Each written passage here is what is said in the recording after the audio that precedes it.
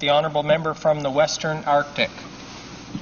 Well, thank you, Mr. Speaker, and I rise, of course, to speak to Bill C-55, the implementation of the Canada-European Free Trade Agreement. It's a bill that deals with a proposed arrangement between the European countries, some of the European countries, and Canada.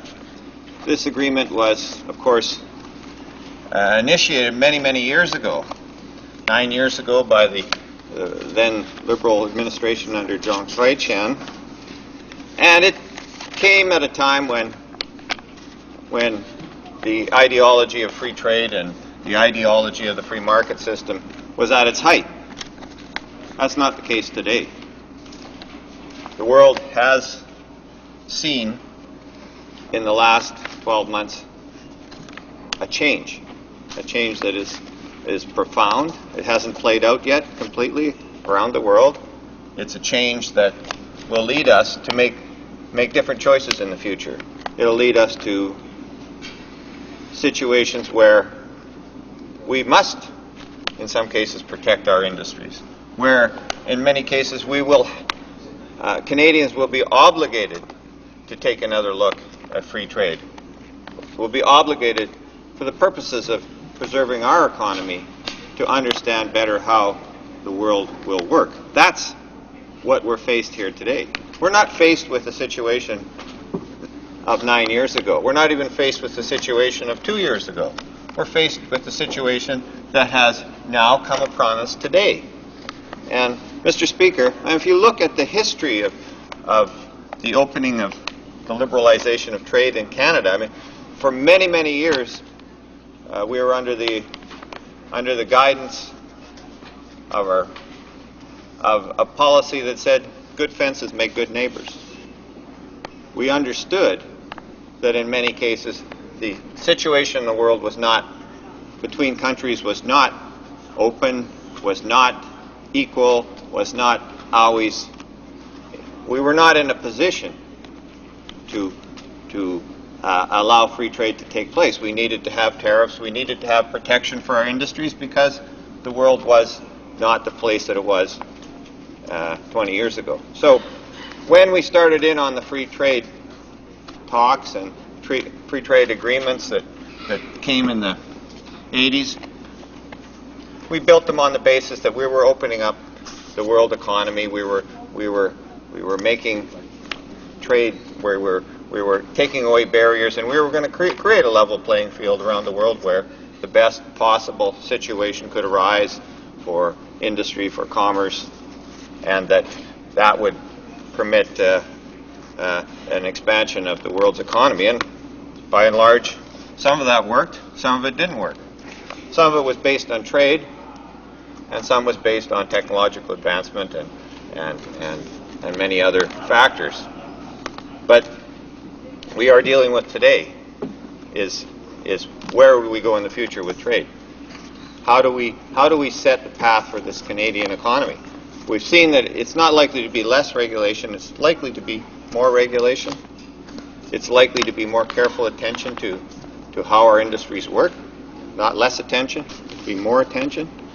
So I think what we see with this treaty and with our amendment, which proposes to carve out a very important industry to Canada, the shipbuilding industry, carve it out of this agreement, is that we don't see in the future that this is going to work for our shipbuilding industry. We don't see that free trade is going to make the kind of difference to our shipbuilding industry that perhaps 20 years ago we might have thought that would be the case. It's not the case today, and that's why we're very interested in making sure that our shipbuilding industry is protected and allowed to grow in a reasonable fashion. Shipbuilding will have a place in Canada. We are a maritime nation, largest coastline in this of almost any country in the world. The largest? The largest coastline of any country in the world. And Mr. Speaker, a lot of that coastline, of course, is in my riding, in the Arctic, among the Arctic islands. And there's an enhanced interest in the development of Arctic resources in Arctic transportation, in the use of the Arctic as, of course, the ice melts and with climate change that we see, the opening up of the Arctic Ocean, the Arctic shipping lanes, all of that. Mr. Speaker, it's imperative that Canada stays on the top of Arctic marine shipping development. Right now that's in the hands of the Russians. They're the leaders in this field. Where are we? We're nowhere in it.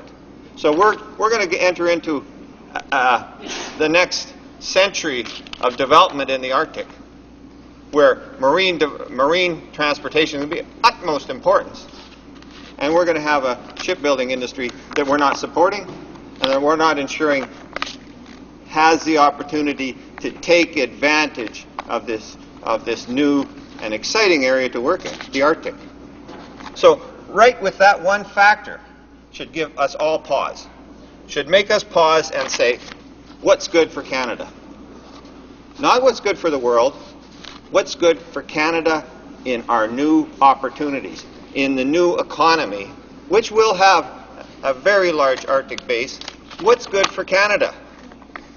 Is it good simply to abandon the shipbuilding industry to the vagaries of the world market, to the kind of competition that can come not only from Norway and from that direction, but from the Koreans and the Chinese? Is that what we want to accomplish? And it's not simply about building ships, it's about all the ancillary things that go along with ships. If you're turning over the shipbuilding industry, you're turning over many of the components, many of the things, many of the technologies that can give Canada the edge in this new economy that we're moving into. So what are we doing here? What are we trying to accomplish with this free trade agreement that was started 9 years ago by the Chrétien Liberals when free trade was popular? Are these two major parties, the Liberals, Conservatives, are they simply caught in the past, in their past rhetoric, in their past ideas of free trade, free market, that they can't see what the future has, that they can't turn their eyes and say, that's the direction we should be going in. There's where the new economy is. Those are the things that we have to protect. Those are the things we have to create. Is that what their problem is? That the ideology has just bound them down? As they used to complain about us. Oh, the NDP. They're ideologically bound by their protectionism, by their social justice, by their concerns about environment. They're bound by those things, so they can't be open to the development of world trade. Well, times are changing. We need to respond in a fashion that's acceptable and reasonable. You know, when we did go into the free trade agreement, the Mulroney government got us into the free trade agreement. The allegations at the time were that the free trade agreement was supported by the Conservatives by continuing to keep our dollar high.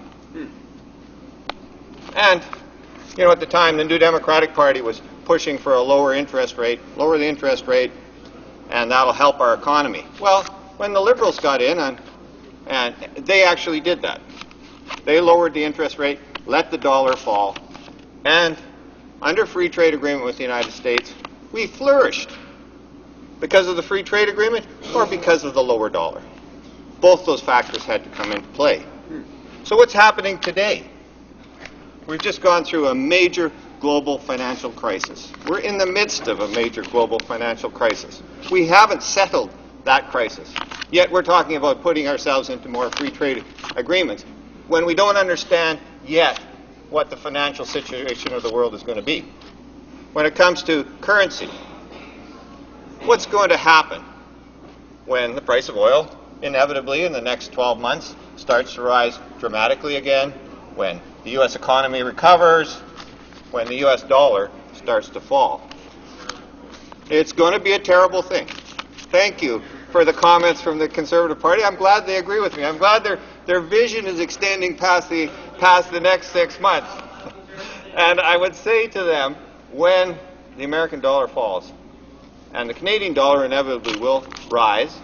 It's a petrodollar. It's based on the resource industries that we have in this country. It's going to rise.